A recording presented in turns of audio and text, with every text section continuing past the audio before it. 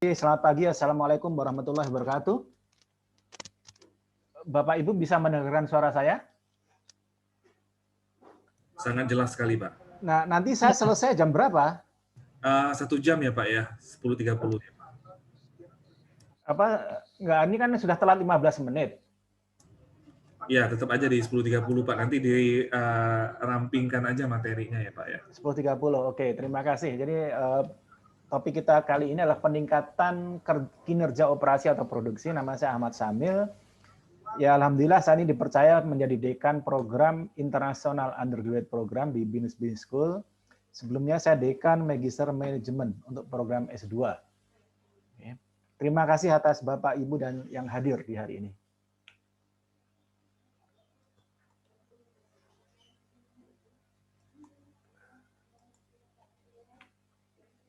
Nah, tujuan pembelajaran atau learning objective pagi hari ini adalah diharapkan setelah kita belajar bersama, kita bisa memperbaiki kinerja operasi dan meningkatkan produksi. Nah, manajemen produksi atau operasi itu gimana sih? Ya, intinya apa yang kita lakukan adalah manajemen transformasi, ya, proses transformasi input menjadi output.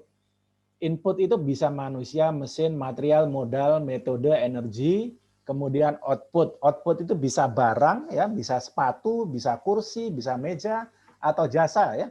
Jasa itu bisa di bank, oke, bisa di dana pensiun, ya, bisa logistik, pengiriman barang, itu jasa, ya. Nah, kemudian ada umpan balik atau feedback. Jadi kalau ada sesuatu di outputnya harus ada umpan balik. Artinya apa di sini? Ya? Artinya apa di sini? Jadi dari input ke proses transformasi ini perlu kita perhatikan, ya. Jadi kalau output kita, ya, output kita barang atau jasa yang diproduksi itu jelek, kita harus lihat dua hal, ya. Inputnya mungkin nggak bagus, ya.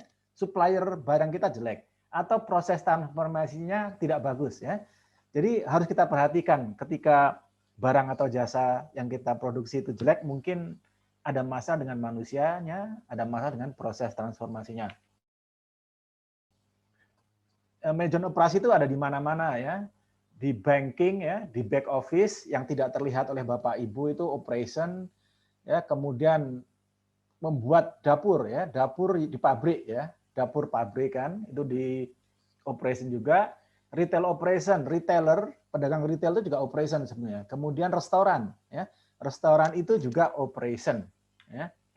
Nah, yang sudah jelas kelihatan manajemen operasi itu ya di pabrik mobil, ya. Pabrik mobil itu praktis, ya. Ini urusannya manajemen operasi. Ya, begitu juga ketika ada bencana alam, tsunami, gempa bumi, longsor, ya. Operasi bantuan itu adalah juga bagian dari manajemen operasi. Nah, yang kita perlukan apa di sini, ya? Kita harus mengerti cara pengukuran kinerja manajemen operasi, ya. Ada banyak, ya, tapi setidaknya ada 5. Pertama adalah kualitas, ya. Kualitas artinya apa? Barang dan jasanya ini harus bagus, ya. Kemudian kecepatan, pelanggan biayanya bisa cepat, biayanya harga kita harus bersaing. Fleksibilitas bisa berubah cepat, ya. Entah kalau kita buka restoran, oh kita lihat apa yang laku hari ini, apa yang laku bulan depan, ya. Kita bisa berubah cepat. Kemudian dapat diandalkan, tepat dalam memenuhi janji. Misalkan saja kita berjanji ke pelanggan kita, ya, kalau barang akan kita kirim besok, ya besok harus dikirim, ya, harus dikirim. Itu adalah salah satu kinerja operasi. Ini adalah dari sudut pandang manajemen operasi, ini yang membuat perusahaan sukses, ya. Nah, yang perlu diperhatikan lagi ada istilah namanya trade off. Artinya tidak semuanya bisa menjadi prioritas nomor 1. Contoh gampangnya Mercedes, ya. Mercedes itu mobil bagus, ya. Mobil bagus artinya dia bersaing di kualitas, ya, di kualitas, ya. Dia bersaing di kualitas, dia tidak bersaing di biaya, ya. Harganya jauh lebih mahal dari yang lain, ya. Sebaliknya, ya, mobil Daihatsu misalkan, mobil Daihatsu, ya, mobil Suzuki, dia bersaing di harganya, ya. Dia bersaing di harganya, kualitasnya harus oke, tapi tidak nomor 1, ya. Artinya apa? Ini adalah pilihan Bapak dan Ibu. Ketika mengurus perusahaan, tidak semua hal itu kita bisa menjadi nomor 1. Ada yang nomor 1, ada yang nomor 2, ada yang nomor 3, dan seterusnya. Nah, tentunya, ya, metode untuk memperbaiki kinerja manajemen produksi itu banyak sekali, ya. Nah, yang kita pelajari di sini berasal dari Toyota, ya, dan dipakai oleh perusahaan Astra dan banyak lagi perusahaan di dunia, ya. Toyota di Jepang itu mobilnya mereknya nggak cuma satu aja, ya. Ada Toyota, ada Lexus, Daihatsu, Hino, dan seterusnya. Tidak semuanya masuk di Indonesia. Nah, ada juga Volkswagen, perusahaan Jerman, mereknya bukan hanya VW, tapi juga Audi, Bentley, Bugatti, Lamborghini, Porsche, dan sebagainya. Ada juga General Motor, ya, mereknya Cadillac, Buick, GMC, Chevrolet, Opel, dan seterusnya. Jadi, kenapa Toyota? Ya, kenapa Toyota? Ya, jadi Toyota itu dulu perusahaannya sangat kecil, ya, tidak diperhitungkan oleh perusahaan mobil lainnya. Tahu-tahu, ya, secara bertahap dia menjadi salah satu perusahaan terbesar di dunia. Nah, kita lihat, ya. Jadi Toyota itu selalu menjadi bahan pelajaran di manajemen operasi, sudah pasti, ya, sudah pasti. Tapi Suzuki, Honda, dan seterusnya itu tidak menjadi bahan pelajaran di kuliah manajemen operasi tingkat S1 ataupun S2. Ya. Di sini kita lihat, ya, ranking kehandalan mobil di USA. Ya. Jadi ini rata-rata, yang garis tengah ini rata-rata. Kalau ke kanan artinya lebih baik dari rata-rata, ke kiri lebih jelek dari rata-rata. Kita lihat, ya. Ranking nomor 1 itu adalah Lexus, ya. Lexus, ya. Lexus dengan 7 model, ya. Lexus dengan 7 model, ya. Apa yang kita lihat, ya?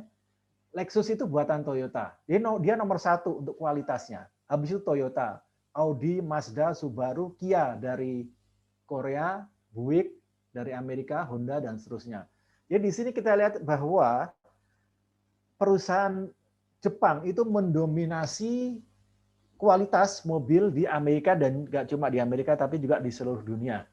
Nah, rumah Toyota, ya.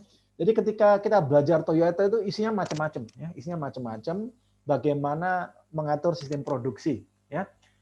Ya, intinya adalah bagaimana agar kualitas barang kita tinggi, biayanya rendah, kemudian waktu pengiriman barang ke customer bisa paling cepat, ya. Ada 2 pilar, yaitu just in time dan Jidoka, ya. Tidak akan kita bahas semuanya, ya. Kemudian di sini ada Heijunka, artinya memproduksinya gimana caranya supaya barangnya itu sama, ya, waktunya sama, ya. Kemudian Kaizen, ya. Kaizen itu continuous improvement, ya. Artinya apa? Filosofinya adalah kita harus memperbaiki terus-menerus, ya. Standarisasi kerjanya harus baik dan stabilitas, ya. Jadi kok kerja di Toyota itu kecil kemungkinan dipecat, sangat kecil.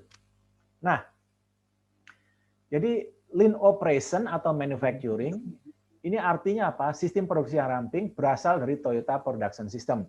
Jadi kalau Bapak Ibu belajar manajemen operasi atau manufacturing, sudah pasti ketemu istilah ini. Lean operation, lean manufacturing. Ya, mereka berasal dari Toyota Production System. Nah, buku yang menghebohkan, yang mengenalkan lean production ini dari teman-teman profesor di MIT, judulnya The Machine That Changed the World, The Story of Lean Production. Ya. Nah, jadi Toyota Production System atau TPS itu adalah ramping. Kenapa? Ya, karena sumber dayanya itu rendah. Ya. Jadi inventorinya, persediaan barangnya lebih rendah dari perusahaan lain, jumlah karyawannya lebih kurang dari yang lain, luas pabriknya lebih kecil, investasinya lebih rendah dari perusahaan lainnya. Karena itu Toyota kita pelajari. Nah, ini grafik dari teman-teman dari Amerika, ya. Jadi mereka mempelajari pabrik-pabrik terkemuka di seluruh dunia, ya. Jadi ini kodenya, ya. USNA artinya US, perusahaan di Amerika Utara, NIC, New Industrial Country, dalam hal ini adalah Korea. Ini adalah JNE, perusahaan Jepang di North America, perusahaan Jepang di Jepang, kemudian perusahaan Eropa. Nah, ini pengukuran kualitas, ya, pengukuran kualitas. Makin ke kanan berarti jumlah kerusakan di mobil makin banyak, ya. Makin ke atas berarti dia memproduksinya paling lama. Nah, yang mengherankan adalah di sini, ya. Lihat ini adalah kode untuk perusahaan Jepang di Jepang dan perusahaan Jepang di North America. Ini sangat mengherankan para peneliti. Kenapa? perusahaan Jepang itu ternyata memproduksi mobil lebih cepat dari yang lain dan kerusakan di mobilnya paling rendah. Ya. Karena itulah Toyota terkenal dari sini. Ya. Kemudian ini proses assembling mobil, ya tentunya tidak semuanya kita bicarakan, ya. Tapi yang harus kita ingat apa? Ya. Nah, jadi kira-kira ya bahwa training di perusahaan Jepang itu sangat tinggi, 380 jam satu tahun, 377 jam per tahun. Di perusahaan di Amerika dan Eropa trainingnya lebih rendah. Ya. Nah, yang lainnya lagi adalah jumlah saran tiap karyawan. Jadi jumlah saran tiap karyawan per tahunnya di perusahaan Jepang itu 61,6. Satu karyawan ngasih saran 61. Jadi artinya apa? Jadi di perusahaan Jepang, baik di Jepang ataupun di Indonesia, itu mereka sangat menghargai karyawan mereka. Jadi ibu-ibu kalau bekerja juga begitu. Jangan lupa kalau ibu bapak ibu punya karyawan, dengarkan saran-saran dari para karyawannya. Ya. Nah sekarang kita akan lihat video dari Toyota. Ya, kita akan lihat video dari Toyota.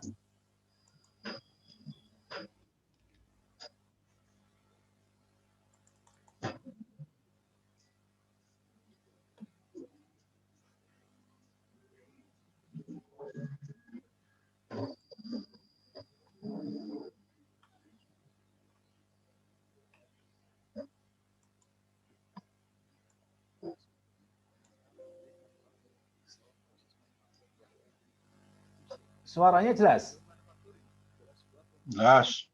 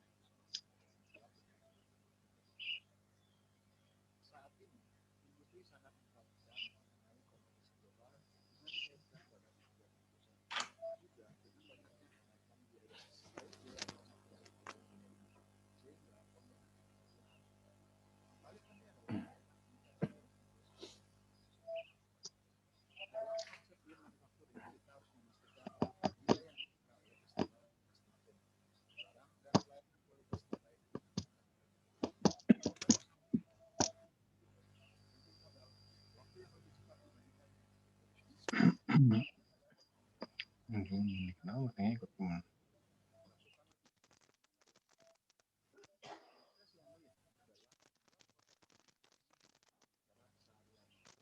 Lima doang.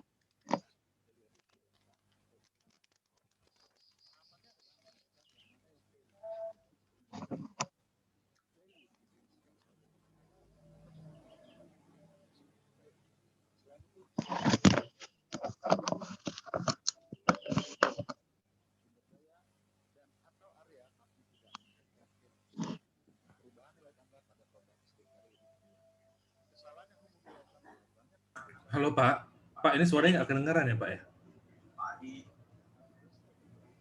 Ya, kedengaran kan? Pak, nah ini baru kedengaran.